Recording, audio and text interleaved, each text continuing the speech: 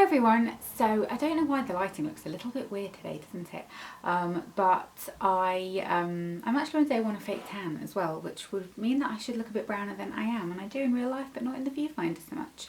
Not quite sure what's going on with that, but I thought today we could have a little chat about some new products. I've also just realised that I haven't got hardly any jewellery on, I haven't got my rings on or any earrings in or anything.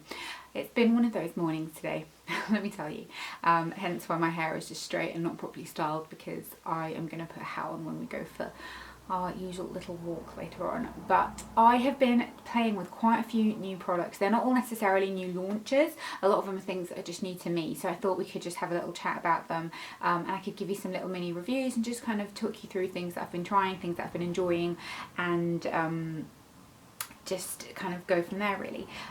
My postpartum hair regrowth is just like next level. It's kind of poking out all over the place. That's why the kind of shape of my hair looks really strange, because there's little small kind of shorter bits poking up from everywhere, so please do excuse that. Let's start with makeup items. The first one, I'm going to actually get all of them out onto the bed to talk through them with you. The first one is a primer, and I had heard so many good things about this, and it's the e.l.f. Paulus Putty Primer.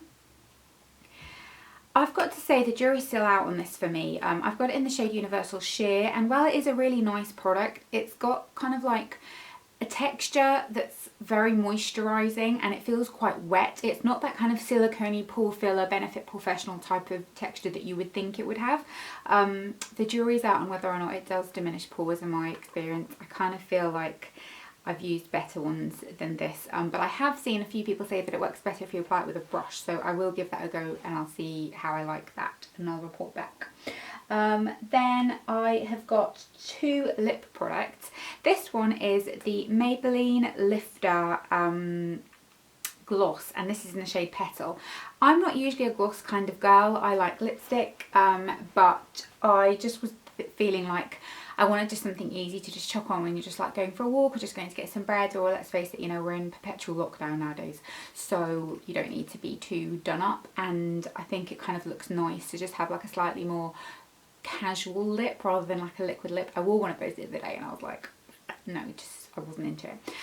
But these are really, really nice. I've heard people say that they're very similar to the dual ones. I haven't tried the dual ones because, like I said, I'm not that much of a fan of a lip gloss, but I'll pop some on now. I'm wearing MAC Twig actually, my lips today. But it's a really nice colour. It's kind of like got a nice lifting, plumping effect to it, and it's just a nice everyday kind of thing. So if you are a lip gloss lover, these are really nice. Not mega sticky either, not that kind of matte lip gloss, juicy tube gloss, which they do last longer, so maybe that's what that the benefit there is. Then I've also got a similar lip product to that kind of thing, which is the Burt's Bees Tinted Lip Balm in the shade Hibiscus. This is just really nice again for that kind of undone lip. It's just that colour. It's a nice sheer tint wash of colour. Nice to just chuck in your bag, top up when you're, like I said, just going for a little walk.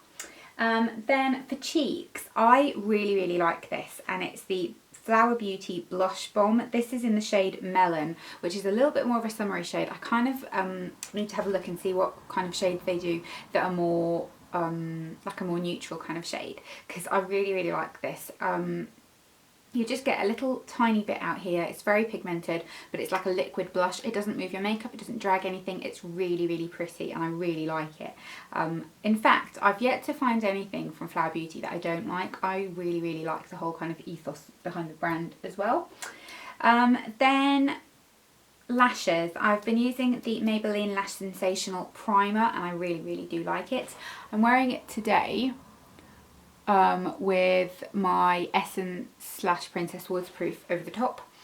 I really, really like this. It's really nice. It's a white primer, kind of builds a lot of volume, builds some length, and then just go in with your mascara, and it works really nicely. I would say it won't kind of give oomph to a mascara that doesn't have tons of oomph on its own. So for example, if you use the normal Lash Sensational over the top of this, it does give you more length, but it doesn't give you necessarily more volume.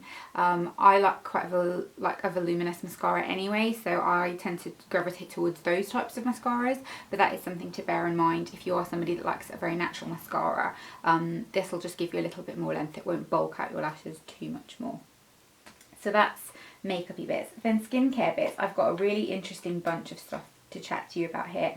Let's start with serums. I was contacted by Dermatica to try a custom made kind of product for my skin type and my skin concerns. And if you don't know anything about Dermatica, I'll link it down below, but it's basically you kind of fill out a questionnaire, you send in photos, and it's a team of dermatologists that kind of give you a bespoke product. Mine's got a lot of azelaic acid in it and that kind of thing, niacinamide as well. And I do really like it. I do feel like it's cleared my skin up. My pigmentation is pretty much okay nowadays, to be honest. It's not too big a concern of mine, but I do have quite a bit of redness and I just have a lot of uneven tone within my skin, unfortunately.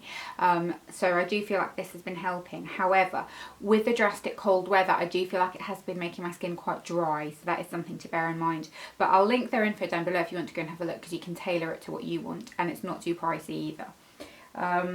Then I've also been trying this. This is the Vitamin C Detox Skin Booster from Superdrug. Nadine Baggett raved about this. And I do really like it. However, I'm kind of at a point where I'm like not quite sure what the difference I'm supposed to be seeing is.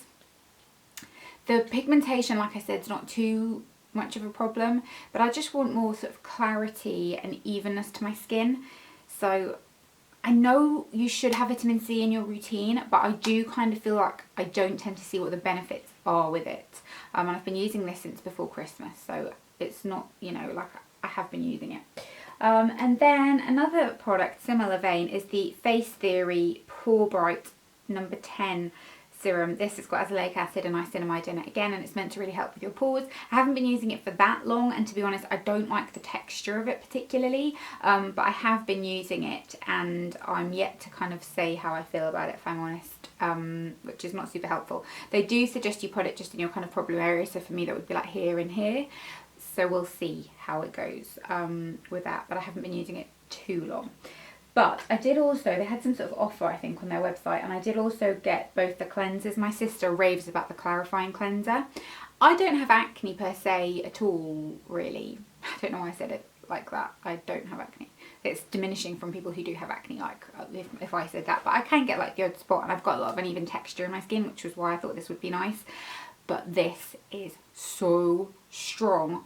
Oh my god, it really burns your face and it kind of makes my skin feel really, really dry, and I've got a feeling it's just too much for my skin. But if you've got a little bit more problematic skin and you've got quite hardy skin, I do think it resurfaces really well and kind of gives your skin like a nice kind of clarity, because it's got so many BHAs and stuff in it. I do prefer the Vitamin C Cream Cleanser, if I'm being honest. It's oh yeah, you could choose if you had a fragrance. I can't remember which one it was that I got, but I do prefer this one, to be honest. I feel like it is less it's less abrasive, and I like to use it in the morning, and it kind of gives your skin like a nice perky glow, so I do really like that. I think it's really nice. And then last but not least is the NSF, what's this brand called? NSF, it's Neuro Skin Feeds, and it's the Micro Oil Intense Infusion. This is really, really nice, just as a nice last product treatment kind of after you've applied everything at night and you just want to seal in the moisture. My skin really likes facial oils actually in general. I find it kind of just seems to make my skin look better in the morning.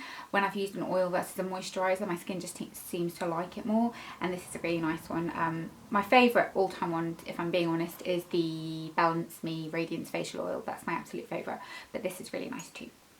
So that is everything, all the like little bits and bobs that I've been playing with and trying out lately.